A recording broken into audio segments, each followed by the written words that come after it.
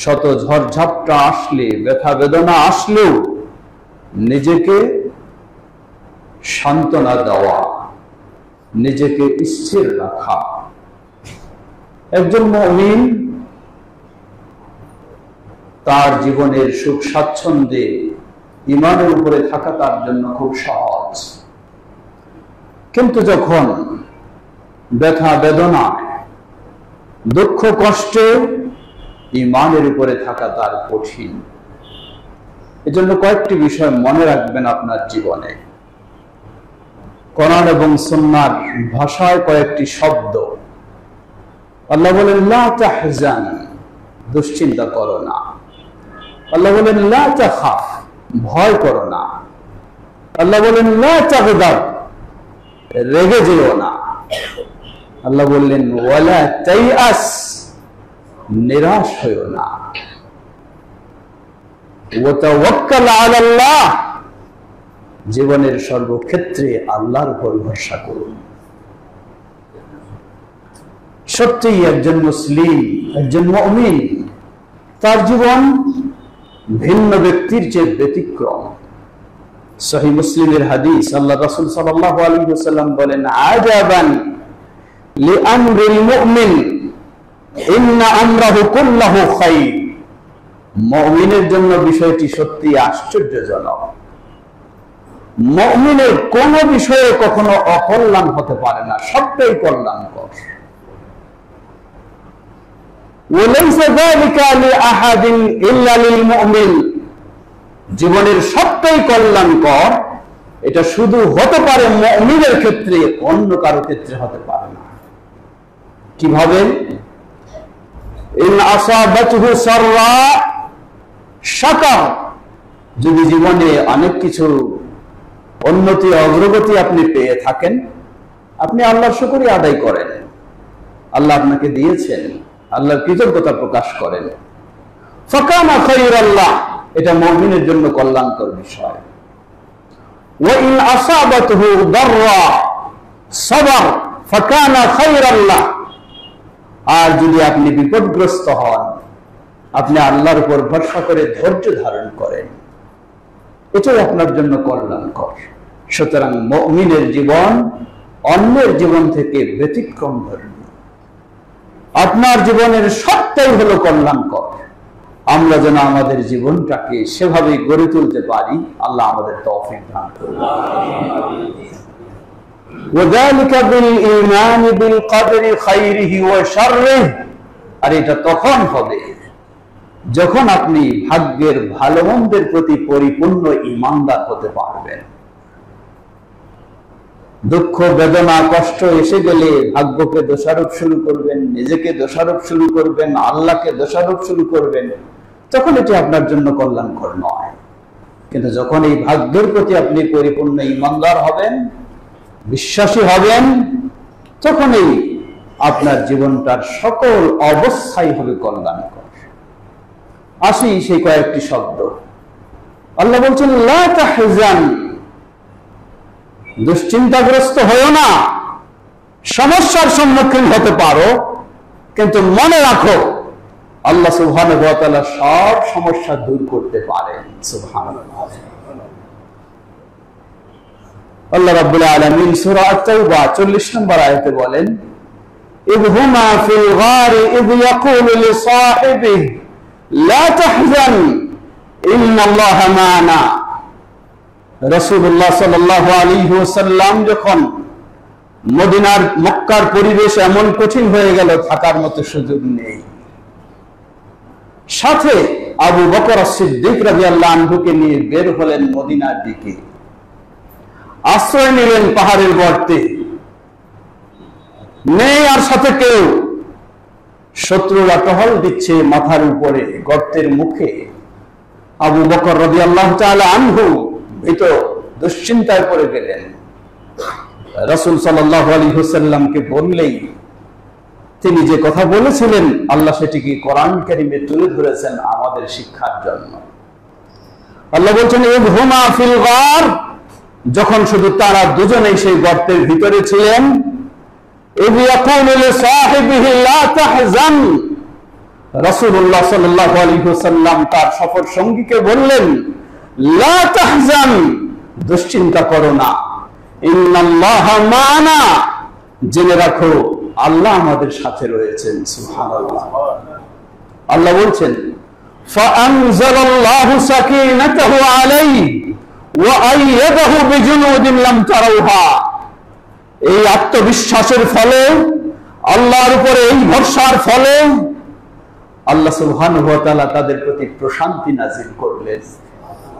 ওয়া আইয়াদাহু বিজুনুদিন, এমন বাহিনী দিয়ে আল্লাহ তাদেরকে শক্তিশালী করলেন, সাহায্য করলেন, লাম তারাউহা, তোমরা সেই বাহিনীকে চোখ দিয়ে দেখতে পাও না। সুবহানাল্লাহ। সুতরাং লা তাহজান, জীবনে কষ্ট আসতে পারে, আপনি এত দুশ্চিন্তাগ্রস্ত হবেন না। আল্লাহ আবারও বলেন সূরা আন-নাহল 127 নম্বর আয়াত, ওয়াসবির ওয়া মা সাবরুকা ইল্লা বিল্লাহ ওয়া লা তাহজান আলাইহিম ওয়া লা তাকু ফি দাইকিন মিম্মা ইয়ামকুরুন। ওয়াসবির, ধৈর্য ধারণ করো, ওয়া মা সাবরুকা ইল্লা বিল্লাহ, আর তুমি তো ধৈর্য ধরবা শুধু আল্লাহর জন্যই, আল্লাহর উপর ভরসা করে। জেনে রাখো ওয়ালা তাহজান আলাইহিম, তারা তোমাকে বহু কষ্ট দিচ্ছে, সেই তাদের বিষয় নিয়ে কোনো দুশ্চিন্তায় পড়ো না। ওয়ালা তাকু ফি দাইকিন মিম্মা ইয়ামকুরুন, তারা যেসব ষড়যন্ত্র করছে সেগুলি নিয়ে তুমি নিজেকে সংকীর্ণতায় ফেলো না। আল্লাহ বড়, আল্লাহ সবকিছুই দূর করতে পারেন। সুবহানাল্লাহ। লক্ষ্য করুন, আল্লাহ রাব্বুল আলামিন মারইয়াম আলাইহিস সালামের করুন ইতিহাস তুলে ধরেছেন, তাকে একই শব্দ আল্লাহ বলেছেন, ফানাদাহা মিন তাহতিহা আল্লা তাহজানি কদ জাআলা রাব্বুকি তাহতাকি সারিয়া। মারইয়াম আলাইহিস সালাম স্বামী ছাড়াই, বিবাহ ছাড়াই যখন গর্ভে সন্তান এসে গেছে, বিশাল দুশ্চিন্তে পড়ে গেছেন। কোথায় যাবেন? কে আছে? স্বামী তো নেই যে সান্ত্বনা দেবে, নেই বাবা মার কাছেও। কার কাছে সান্ত্বনা পাবে? কে একটু সাহস দেবে? নির্জনে ছুটে চলে গেলেন। সন্তান প্রসবের বেদনা শুরু হয়ে গেছে। কোথায় যাবেন? কার কাছে যাবেন? ছুটে গেলেন এক খেজুর গাছের দিকে, নির্জন জায়গায়। গাছের কাছে যেতেই সুবহানাল্লাহ, ফানাদাহা মিন তাহতিহা আল্লা তাহজানি, নিচ থেকে আওয়াজ আসছে, আল্লা তাহজানি, তুমি দুশ্চিন্তা করো না, তুমি দুশ্চিন্তা করো না, ঘাবড়ে যেও না। কদ জাআলা রাব্বুকা তাহতাকি সারিয়া, তুমি এই নির্জন জায়গায় এসেছো, কোনো খাওয়া নেই, কোনো পানি নেই, কোনো ব্যবস্থা নেই, কেউ সহযোগিতার নেই, তুমি কাউকে ডাকবে তাও পাবে না। কোনো দুশ্চিন্তা করো না, আল্লাহ তোমার পায়ের নিচে পানির ঝর্ণা তৈরি করে দিয়েছেন। সুবহানাল্লাহ। ওয়াহুদ্দি ইলাইকি বিজিযিন নাখলাতি তুসাকিতু আলাইকি রুতাবান জানিয়া, তোমার সামনে খেজুর গাছ দেখছো, তুমি খেজুর গাছের কাণ্ডে ধরে একটু নাড়া দাও, তোমার কাছে তরতাজা খেজুর উপস্থিত হয়ে যাবে। সুবহানাল্লাহ। আল্লাহ তাহজানি, হে মারইয়াম কোনো দুশ্চিন্তা করো না। পর্দার আলের মা বোনেরা, দিনের উপর অটল থাকতে একজন মেয়ে মানুষ হিসাবে অনেক সময় আপনি দুশ্চিন্তাগ্রস্ত হন, পথ খুঁজে পান না। আপনার মডেল হলেন সেই মারইয়াম আলাইহিস সালাম। অনুসরণ করুন, আল্লাহর উপর ভরসা করুন, আল্লাহ সব সমস্যাকে সমাধান করে দেবেন ইনশাআল্লাহ। লক্ষ্য করুন, মা হিসাবে সন্তানের প্রতি কত দয়া, কত মায়া। মা কষ্ট করে সন্তানকে গর্ভে ধারণ করেন, কষ্ট করে সন্তানকে প্রসব করেন। এরপর যদি কোনো সন্ত্রাসী ষড়যন্ত্রকারী এই সন্তানকে হত্যা করতে চায়, মা কত কষ্ট পেতে পারে বলার অপেক্ষা রাখে না। আল্লাহ সুবহানাহু ওয়া তাআলা তুলে ধরেছেন সেই ঘটনা। একইভাবে সেখানেও আল্লাহ বলছেন, লা তাহজানি, হে মুসার মা তুমি দুশ্চিন্তা করো না, তুমি চিন্তাগ্রস্ত হও না। আল্লাহ বলছেন ওয়া আওহাইনা ইলা উম্মি মূসা আন আরদিহি ফাইযা খিফতি আলাইহি ফাআলকিহি ফিল ইয়াম্মি ওয়া লা তাখাফি ওয়া লা তাহজানি। আমি মূসার মাকে নির্দেশনা দিলাম, হে মূসার মা, তুমি সন্তান প্রসব করেছো, সন্তানকে তুমি নির্দ্বিধায় নিশ্চিন্তায় দুধ পান করাতে থাকো। ফেরাউনের কি ষড়যন্ত্র, কি নির্দেশনা দেখা যাবে, তুমি তোমার সন্তানকে দুধ পান করাতে থাকো। ফাইযা খিফতি আলাইহি ফাআলকিহি ফিল ইয়াম্মি, যদি তুমি ভয় পাও তোমার সন্তানকে হয়তো হত্যা করে ফেলবে, সন্তানকে বক্সে ভরে তুমি সমুদ্রে পানির ভিতরে তুমি ছেড়ে দাও। আল্লাহু আকবার। ছেড়ে দাও সেখানে।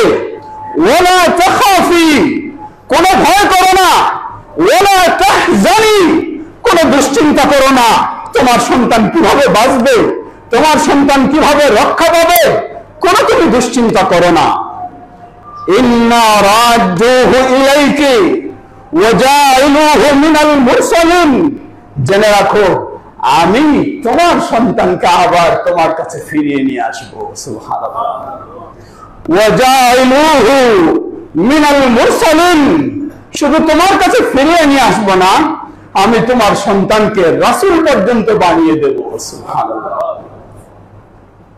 আল্লাহ আবারও বলছেন ফারাদাদনাহু ইলা উম্মিহি কাই লা তাকররা আইনুহা ওয়া লা তাহজানা ওয়া লিতা'লামা আন্না ওয়াদাল্লাহি হাক্কুন। আল্লাহ বলছেন আমি আবার সেই মূসাকে তার মায়ের কাছে ফিরিয়ে নিয়ে আসলাম। কাই তাকররা আইনুহা, যেন মূসার মা সন্তানকে দেখে তার চোখ সিক্ত হয়। ওয়ালা তাহজানা, মূসার মা যেন দুশ্চিন্তাগ্রস্ত না হয়। ওয়ালিতা'লামা, মূসার মা যেন জানে আন্না ওয়াদাল্লাহি হাক্কুন, যে আল্লাহ কোন প্রতিশ্রুতি দিলে সেই প্রতিশ্রুতি সত্য, তা বাস্তবায়ন হবেই হবে। সুবহানাল্লাহ। ওয়ালাকিন্না আকসারাহুম লা ইয়ালামুন, কিন্তু অধিকাংশ মানুষই তা জানে না যে আল্লাহর ওয়াদা সত্য বাস্তবায়ন হবে। অধিকাংশ মানুষই তা জানতে চায় না, বুঝতে চায় না। সমবেত মুসল্লিবৃন্দ, সুতরাং ওয়ালা তাহজান, বিপদগ্রস্ত হতেই পারেন, কিন্তু এমন নয় দুশ্চিন্তায় আপনি নিজের জীবনটাকে শেষ করে দেবেন।